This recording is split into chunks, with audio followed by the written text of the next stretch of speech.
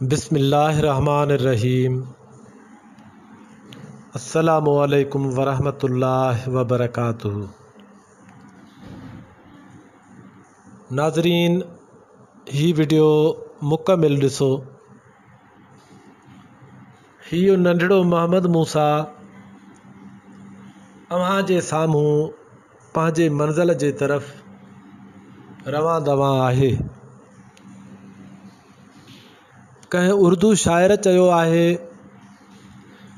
मेहनत से मिल गया जो सफ़ीने के बीच था। मेहनत से मिल गया जो सफ़ीने के बीच था।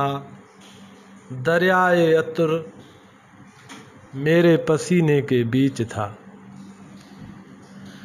दोस्तों, पंहिंजी मंज़िल मक़सूद ते पहुचण लाइ मेहनत जी सख़्त ज़रूरत पवंदी आहे। जीअं अव्हां हिन नंढड़े पितकिड़े गुलनि जहिड़े प्यारे मुने मोहम्मद मूसा जी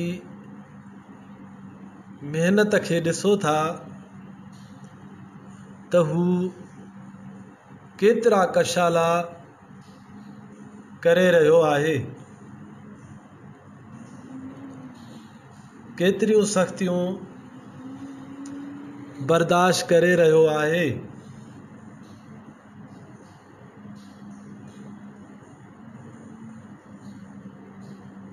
पर हिम्मत न हारी अथई।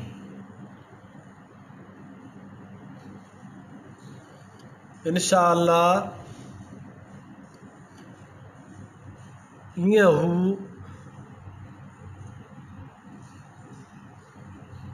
पंहिंजे मज़बूत इरादनि सां पंहिंजे मंज़िल ताईं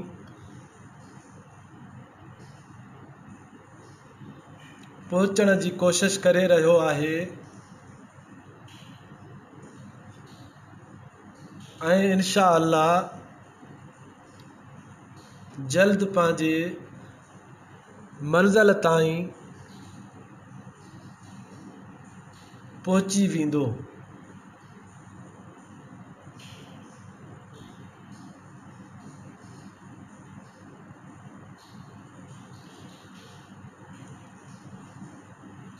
हाणे इंशा अल्लाह हुन जी मंज़िल क़रीब आहे ऐं मोहम्मद मूसा जा इरादा अटल आहिनि। हू हर सख़्ती, हर मुश्किलात, हर ॾुखे रस्ते जे बावजूदु पंहिंजे मंज़िल जे तरफ़ रवां दवां आहे। हाणे ॾिसो,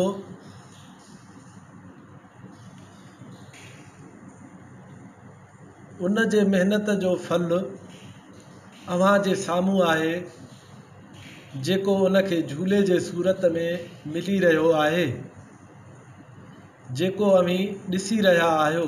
मोहम्मद मूसा हाणे पींघ ते लुॾी रहियो आहे। उन झूलनि जी इंजॉय में हिन जा सभु थक लही पिया आहिनि। अहिड़ीअ तरह हर हिकु इंसान खे महिनत करणु घुरिजे।